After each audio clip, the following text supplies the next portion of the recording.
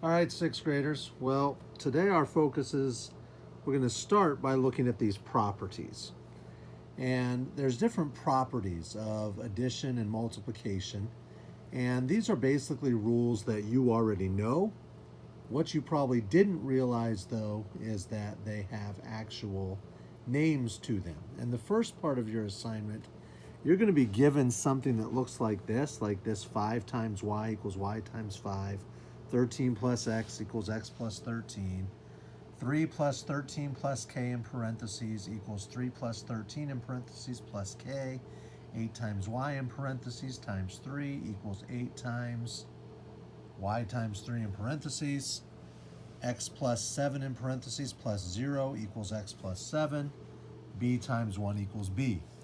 What you probably, which is very basic, there's nothing to solve here, but all you need to do is identify which property it is that's being demonstrated. Our first property is the commutative property. And it's the idea that in a multiplication problem or an addition problem, you can flip the numbers, you can rearrange the order, and you're still going to get the same thing. Like this idea that 5 times y equals y times 5, or 13 plus x, whatever x is, equals the same thing as x plus 13. We also have the associative property. Now you know in the order of operations that we do what's in parentheses first. And so basically what the associative property is saying, that as long as you're doing all multiplication or all addition, that it doesn't matter what order or where the parentheses are. So here we have 3 plus 13 plus k in parentheses. All we're doing is moving the parentheses. So instead of around the 13 plus k, they're around the 3 plus 13. It's not going to change the value. That's the associative property of addition. Same with this one. We rearrange the parentheses. Instead of putting it around 8 times y, we're putting it around the y times 3. It's not going to change the value. The multiplication, the numbers that you get step by step may be different, but your final product will be the same. That's the associative property of multiplication. This one here, I just want to go back. Since it's multiplication, we identify that as the commutative property of multiplication. Since that's addition, we identify that as the commutative property of addition. And on your paper, you'll need to write that. You can't just write commutative property, you'll need to write commutative property of multiplication or addition, whichever one it is. Same with associative property. You're not just going to be able to write associative property. You're going to need to write associative property of addition or of multiplication, whichever one it is. We also have the zero property of addition, which basically says I take a number, I add 0 to it, I have that same number. So here we had the x plus 7 in parentheses. We got an answer to x plus 7. We added nothing, and when you add nothing, you're still just going to have x plus 7. That's pretty basic. That's the zero property of addition.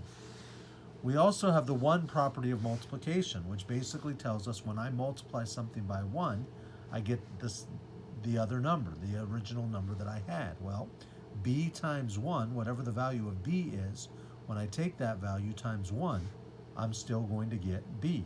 b times 1 equals b. So that's the 1 property of multiplication.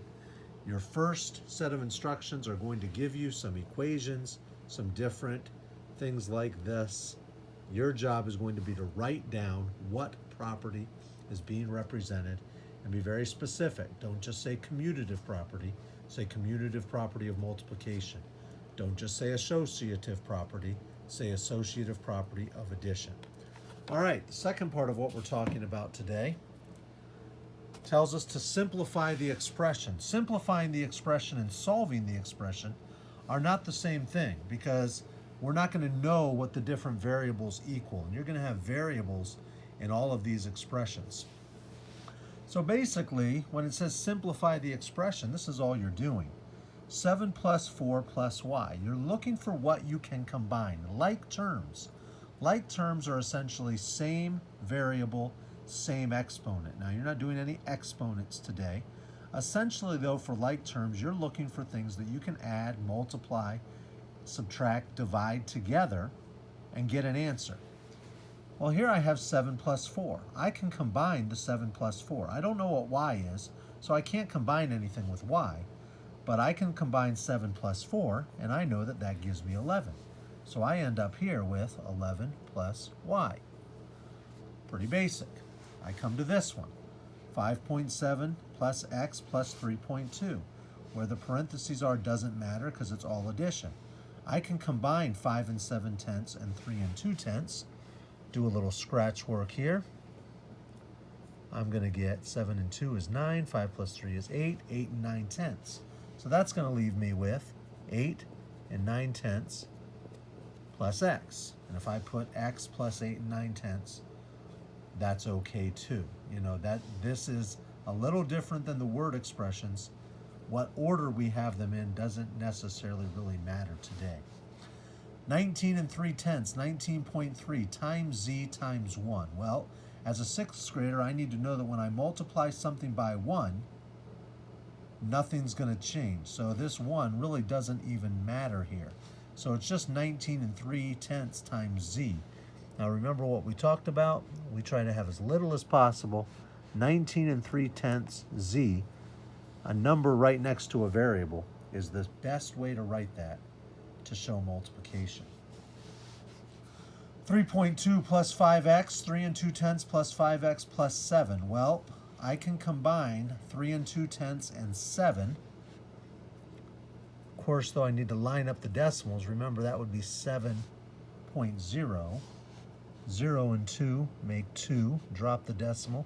7 plus 3 is 10. I get 10 and 2/10 when I combine the 7 and the 3 and 2/10. So that leaves me with 5x plus 10 and 2/10.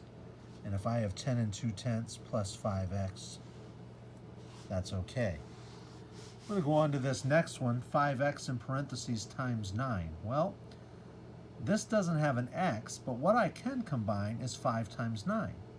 5 times 9 I know is 45. So my final answer when I simplify this would be 45x. I just multiply the 5 and the 9, I get 45, 45x.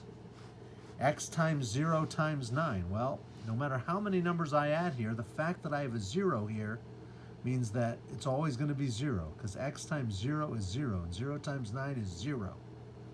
So when I simplify this, it just simplifies to 0.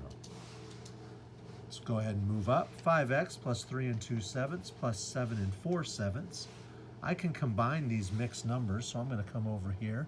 3 and 2/7 plus 7 and 4/7. 2/7 plus 4/7, well, 2 plus 4 is 6. My common denominator stays the same. 3 plus 7 is 10. There's no number besides 1 that can go into both 6 and 7. So I know that this is in simplest form, 10 and 6/7. So when I simplify this expression, it's 5x plus 10 and 6/7. 7 times x times 5. Well, I look at what I can combine. It's multiplication. I can combine 7 times 5. Well, 7 times 5 is 35. So I end up with 35x. That's my simplified expression. A number right next to parentheses, once again, means multiplication. I can multiply an 8 times 4. 8 times 4 is 32. So I end up with 32x as a simplified expression. That's all there is to lesson 5.3, 6th grade. We'll talk to you later. Bye.